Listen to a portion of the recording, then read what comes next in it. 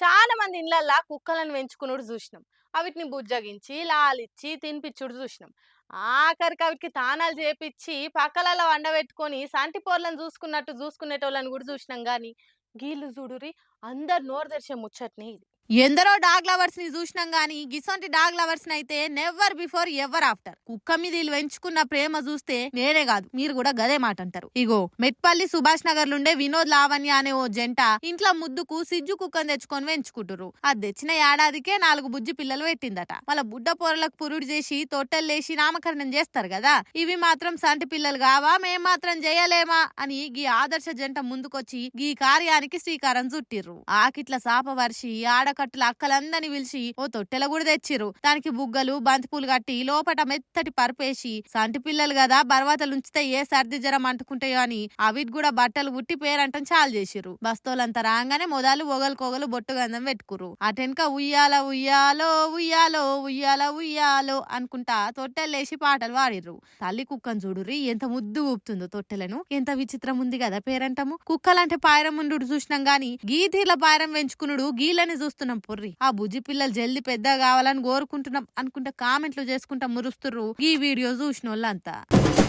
లగచర్ల బాధితులకు మద్దతుగా ఇవాళ మైబాద్ లా మహాధర్నా పెట్టింది కదా ప్రతిపక్ష బీఆర్ఎస్ పార్టీ.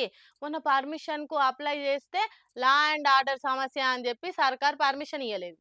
బీఆర్ఎస్ వాళ్ళు కోర్టుకు పోయి మరి పర్మిషన్ సాధించిండ్రు. ప్రతిపక్షం అధికార పార్టీని షీరి చింతగట్టుట్లా తగ్గేదేలే అంటుంది. ఏడికాడ సర్కార్ కు ఊపిరాడకుండా చేసి పబ్లిక్ ల పతార పెంచుకుంటున్నది. అదే టైంలో సర్కార్ గాలి ఏడికాడ తీసి వాడేస్తుంది. లగచర్ల బాధితులకు మద్దతుగా మైబాద్ లా 50,000 మంది గిరిజనులతోటి మహాధర్నాకు పిలుపునిచ్చిండ్రు బీఆర్ఎస్ ఓలు. రూల్స్ పేరు చెప్పి పర్మిషన్లు ఇవ్వకుండా అడ్డం పడ్డది సర్కారు. అయినా కోర్టుకు పోయి పర్మిషన్లు తెచ్చుకుండ్రు ప్రతిపక్షం ఓళ్ళు. కేటీఆర్ సారు బీఆర్ఎస్ లీడర్లంతా హైదరాబాద్ కెళ్లి పొద్దుగాలినే బయలెళ్లి మహాధర్నాకు పయనం కట్టిండ్రు. ఇక పోతుంటే అడుగడుగున జనాలు నీరాజనాలు పట్టిండ్రు. తొవ్వ ఒడుగుత బీఆర్ఎస్ జెండాలు పట్టుకొని ఎదుర్కొన్నారు. అయితే మహాధర్నా కోసం కేటీఆర్ కు వెల్కమ్ అని ఫ్లెక్సీలు కడితే రాత్రికి రాత్రి జింపేసిండ్రు కొంతమంది. ఇక దాని మీద బీఆర్ఎస్ వాళ్ళు పోలీసు వాళ్ళకి కంప్లైంట్ పెట్టిండ్రు. లోకల్ కాంగ్రెస్ వాళ్ళే కండ్ల మంటలతోని ఫ్లెక్సీలు జింపి రాక్షసానందం పొందుతుండ్రని మండిపడ్డారు. లగచర్ల ముచ్చట్ను ఇప్పటికే జాతీయ స్థాయికి తీసుకుపోయి కాంగ్రెస్ ను ఎండగడుతుంది బీఆర్ఎస్. ఇక ప్రతిపక్షం దెబ్బకు సర్కారు యూ టర్న్ కొట్టింది.